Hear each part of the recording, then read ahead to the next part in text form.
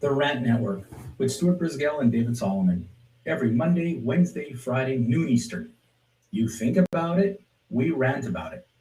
Listen to us live on Facebook. Hey everybody, David Solomon here, flying solo today. Stuart is flying out to get himself a new dog, so I'm here all alone in the studio today with the rant, but it's Free Flow Friday, and it's all about two different topics that we're going to talk about today, or at least I'm going to talk about. I'm so used to saying we, but it's me today in flying solo in the pilot's seat. So, you know, when we look at, I really do appreciate everybody's comments. There were some really great ideas that were sent to us through Facebook, through private messaging and whatever. The whole idea of what is it that we could rant about today that is really in the news, topical, and what could we really be talking about? So there's some really good stuff there, but I'm going to focus in really on two stories in the that really caught my attention from what you guys would share with me. And the first one is Naomi Osaka. Now, Naomi Osaka is one of the world's best tennis players. And I mean, when I say the world's best, I don't mean men, women. I'm saying one of the best tennis players in the world. She's ranked number 2 on the ladies' side. And she, from nowhere, and like about 3 years ago, she emerged on the scene. Phenomenal tennis player. Multi-champion, very successful. Now, here's the thing. Before the French Open, one of the most important tournaments in tennis, she announced that she's really struggling with the media, that the media is giving her a very hard time, and that the media strains her mental health. That's pretty much what she said. But the French Open people said, you can't skip media press conferences. That's in your contract. You got to do it. Sucks to be you. And she said, no, I won't. And after she won her first round match, the French Open proceeded to fine her $15,000 US because she didn't show up to her press conference. She said that's not acceptable. They told her, you do it again, we'll keep ramping up the fines because your obligation, and it's in the contract, when you come to the tournament, you must appear for the press conference. She said no. She summarily withdrew from the French Open. She admitted later on that she was battling depression for the last 3 years and that she couldn't deal with the onslaught of the media. She needed to get away from them. She couldn't concentrate. She couldn't focus because of the media. Again, the French Open's reaction, it's in your contract. You should have appeared. She pulled out. She couldn't deal with it. And now she's taking away time away from the game because she now knows that she has no choice but to deal with the bloody media. The media is looking for blood. And whenever it comes up to these type of tournaments or any kind of things with sports or news or whatever, they're looking for blood. And they're trying to take full advantage of this young lady. Now, what's the criticism on Naomi Osaka? Why did she handle it this way? She's surrounded by a coach, a manager, and an entourage that should have guided her by telling her, you went public. You should have negotiated your way out of this with the French Open organizers or the Women's Tennis Association, not go to the media to say you refuse to do this. Whether she handled it right or not, folks, is one thing. But the whole thing about bringing in the entire mental health issue into sports is once again something that is, athletes are applauding, but the public isn't, and the media isn't recognizing what's going on here and how far they've gone and what it's doing to athletes.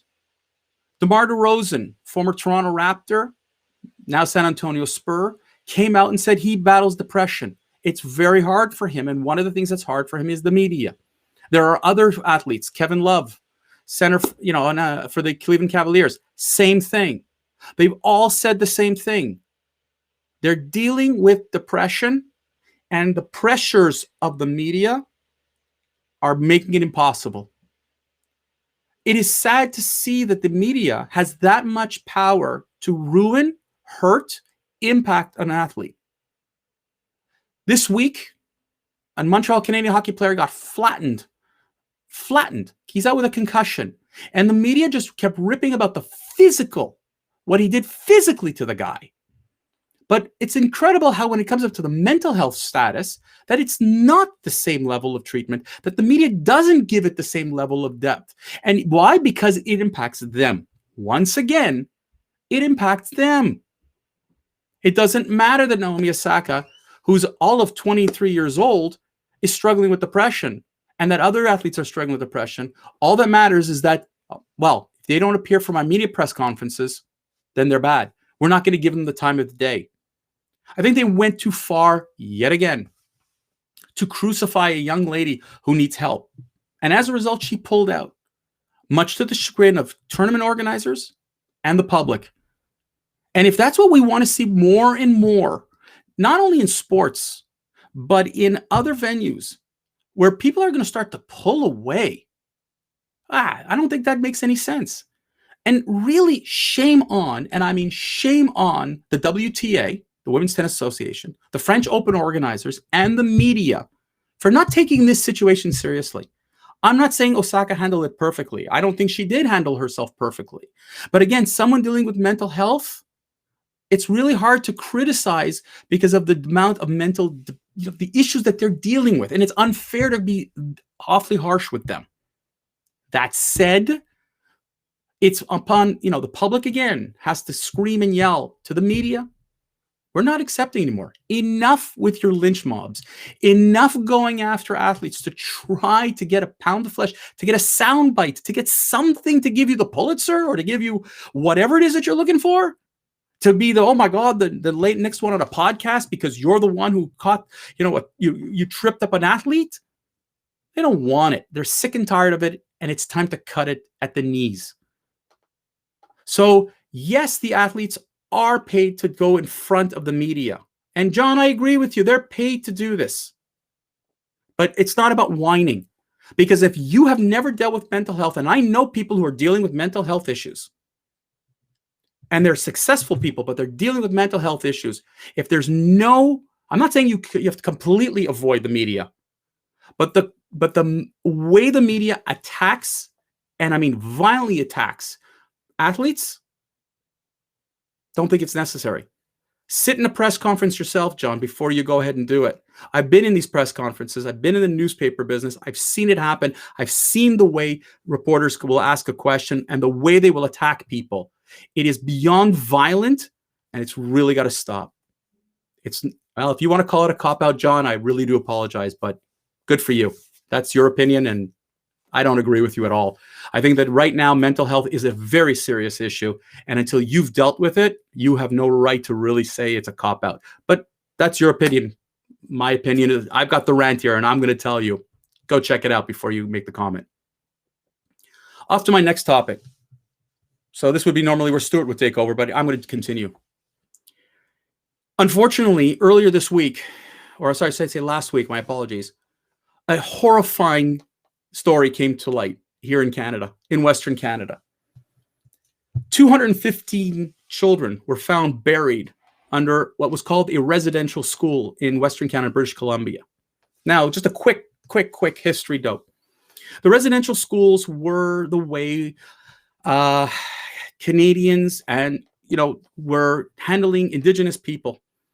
They decided that Indigenous people in the late 19th century, all the way till the 1960s, they brought these kids, they took them away from their parents because they felt that the parents were savages. They weren't cultured.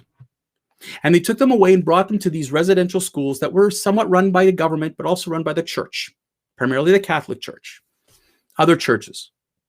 Students were abused, physically abused, to the point of unbelievable amount of abuse. And many disappeared. So what did the school say? It was, they ran away. Well, now they found 200 remains under a school using new technology. And the worry is that they're going to find many, many more of these type of grave sites, mass grave sites all over Canada. And it wouldn't surprise me if you would say the same thing in the United States if they actually bothered to check for it. The sad story is that the Indigenous peoples in Canada and in the United States are struggling. There are some very, very serious struggles in their communities. They are, in Canada, they live in remote areas. They struggle with water. There are struggles with employment. There are struggles economically. There are a lot of struggles. And the government claims to help, and there's very little that they're doing to help them really. And now they're waking up and saying, yes, we need to do something. But that's not what irked me. What irked me was the way it became a trend. All of a sudden on Facebook, you see an orange circle saying, all children matter. I saw media personalities with orange ribbons, supporting this movement. Really? This is the new trend? I mean, why this? What's happened suddenly now that we all woke up? Another trend. A pretense that, oh, yes, I'm going to be part of a movement because I see my neighbors or my friends supporting it. Oh, I should do this too. I'll show my support by changing my thing on Facebook or putting on an orange ribbon. This is crap. It's the same people who stood with Black Lives Matter last year and said, "Oh, I want to be counted for this." But in reality, you just want to be part of the trend. And it's the same people who, stood and said, "Let's free Palestine," when in reality they haven't a freaking clue about it. Why? Because it's a trend. Now, this is the new trend in Canada. We're going to support this, but in reality, what are you supporting? Yes, children's matter. Yes, but this isn't what's going on here. This is a horrific moment in Canadian history where Indigenous people were slaughtered en masse, their lives destroyed. And yet, put a ribbon on? Change your Facebook page? Garbage. Pure, unadulterated, trendy garbage.